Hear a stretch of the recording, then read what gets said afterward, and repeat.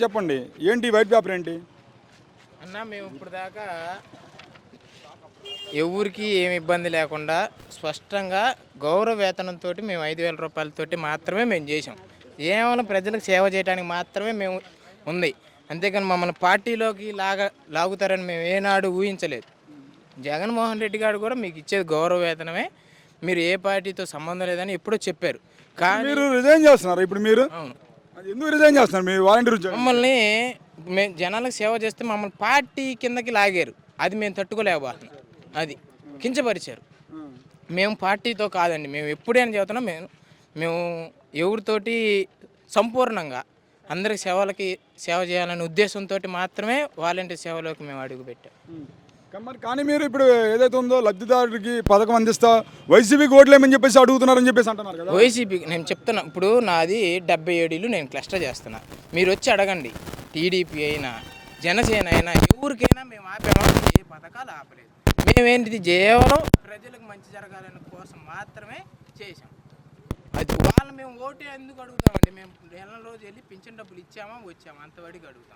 Party యొక్క అభివృద్ధి జరిగిన అంటే ఇప్పుడు ప్రభుత్వం ఇది చేసిందని చెప్పడానికి అంతవరకు మేము చదువుతాం. కానీ మీరు ఓటు ఎవరికైనా చెప్పడం మాత్రం అడిగి మాకు అవకాశం. మరి ఇప్పుడు మీరు రిజైన్ చేశారు ఈ 3 నెలలు, ఇప్పుడు ఏదైతే ఉందో ఇప్పుడు మీకు ఆ వేతనం కూడా రాదు కదా, మరి మీ పరిస్థితి ఏంటి?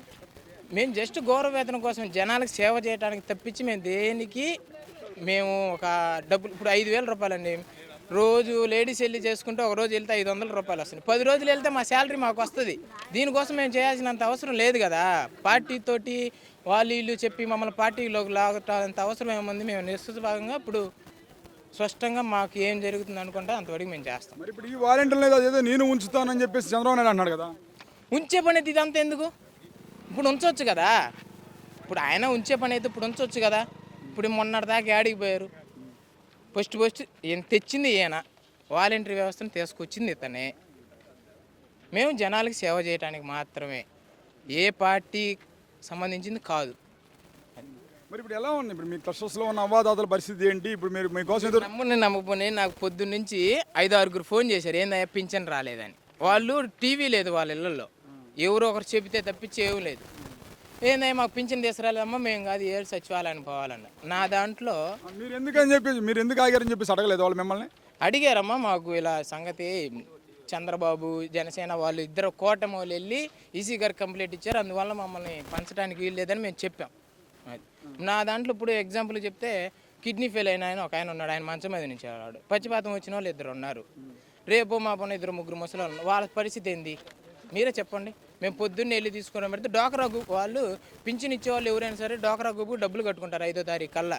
ఇప్పుడు 5వ తారీఖు వస్తుంది, వాళ్ళు ఆ డోకరా గ్రూప్లో డబ్బులు కట్టుకోవడానికి లేవు. వాళ్ళ పరిస్థితి ఏంటి? అది అట్లయితే ఇప్పుడు మీరు రిజైన్ చేశారు. మరి రిజైన్ చేస్తే మరి జగన్మోహన్ రెడ్డి గారి తరపున ఏమైనా ప్రచారం చేయదలుచున్నా, గెలిపించదలుచున్నా, అసలు ఏంటి మీ ఉద్దేశం? చేస్తాం ప్రచారం, ఇంకా చేస్తాం, ప్రతి ఇంటికి వెళ్ళి చేస్తాం. ఎందుకంటే మేము మొన్నటిదాకా అసలు ఏ పార్టీతో సంబంధం లేకుండా మేము ఉన్నాం.